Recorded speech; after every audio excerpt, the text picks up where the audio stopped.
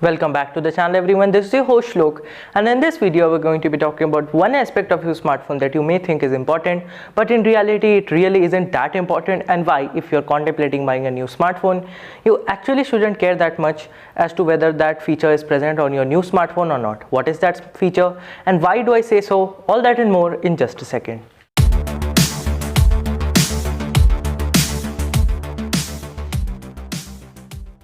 So you may be wondering what led to the creation of this video. So this whole video is based on one tweet made by R3 or Irsad from Mr. Phone, wherein in the tweet he is stating that he was trying out a Nokia 5.3, if I am not wrong. The naming scheme is a bit weird to me and I get a bit confused sometimes. But he was saying that how the Nokia 5.3 felt choppier than a similar 60Hz phone from Realme. And what is that the reason for that? The basic reason is Realme has done some software optimization. Any tiny aspect of a smartphone can have adverse effects or good effects towards a smartphone, and Realme has tuned their animation so well that even at 60Hz it feels very fast. This is the main premise of why I'm making this video, which is when we can do something on a software level, why to spend that much extra towards a hardware level optimization that is really not useful, at least in the current times that we are in. The reason is you may be using a 90Hz display or a 120Hz display. I myself am the user of the Realme 6, which features a 90Hz display. I love it. I will never say I hate it. And if you are a tech enthusiast, I would obviously recommend you go with a higher refresh rate display. But if you are a regular consumer who does not care very much about the specifications of your phone and you really want a good smartphone, maybe you are getting that deal but minus the high refresh rate display because they cost extra money, and in a price conscious country like India, sometimes people would prefer not to spend that extra money on some feature that is more of a niche rather than being something that is widely used or is widespread in the tech community. Exactly, this is why I'm making this video, because a high refresh rate display makes sense. It will make you feel that the animations are faster, long form content is easier to read, and if you are a gamer you will find that there will be an additional bonus for you, as in higher refresh rate will give you that minor edge that could result in a victory. But, and there is a huge but, because the games which are being played nowadays, the popular titles, no, not PUBG anymore because it's dead now, but the other games, most of them do not support high refresh rate displays, and that will be so for at least a year or more. The thing is, you have to remember that everything requires an optimization. Maybe the games aren't optimized well for this. Maybe there could be some software based issue which could take some time to fix. Why has the iPhone not shifted to high refresh rate? Have you ever thought about it? Maybe it's because of the same. Because, let me just say, I know I'm using because a lot, but there's a reason. As if you know that the OnePlus 8 Pro comes with a 120Hz display with a QHD plus resolution, and that is something that no other smartphone except for the Oppo Find X2 Pro offers, but the device had some issues.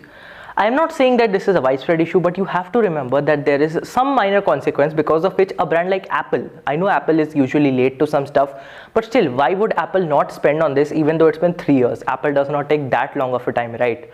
But again, now let's come to the pros. The pros are done, now let's come to the cons. The cons are majorly it affects your battery life, because a higher refresh rate display will put more effort towards your display, which will result in lower battery life, and this is something that could be a huge problem for someone who is not an enthusiast or someone who does not care about that much in terms of performance. Next, coming to the price. As I stated in the beginning of the video, India is a price conscious country. It cares more about the price rather than the specs, at least most of us. Tech enthusiasts, they are on the other side. If you are a tech enthusiast, kindly don't take note of this video, because I understand you will love to go with a higher refresh rate display because it is just a bit different, but that difference will make a huge amount in your day-to-day life. But I am making this video in the context of a regular citizen. They may not want to spend that extra money, and here is why I'm making this video. Another issue is, I noticed this tweet by Piyush or HFV Unbox, and he tweeted out that this higher touch sampling rate also causes some issues when there is a curved screen. Curved screen is a topic that I'll talk about in a different video, but again, overkill is good for some people, but where is the proper utilization? Names one good popular title that is fully able to use the high refresh rate display, and one good way or medium of using it. I understand you'll say it will make the phone smooth, feel faster. Yes, but even an iPhone feels faster. Does it have 120Hz? No.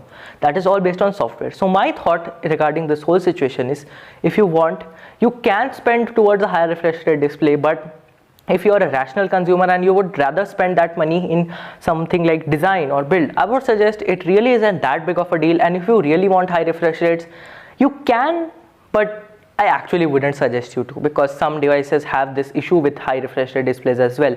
And again, the battery life is a minor con, and I'm telling you, there's a whole way of taking this situation. In one side you have the tech enthusiasts who love this, on the other side you have people like me who are okay with it, and on the other side we have people who actually don't care about this stuff because they're unaware or they do not have that need for constant gaming, which I know some people don't. So in the conclusion, I'd like to say yes, a high refresh rate display makes sense, but is it that important, and has its full potential been reached? No. Will it be reached within a year or two? Maybe, nobody knows. But for now, if you are contemplating buying a smartphone, do not ride the hype train and do not go for a high refresh rate display just for the sake of it.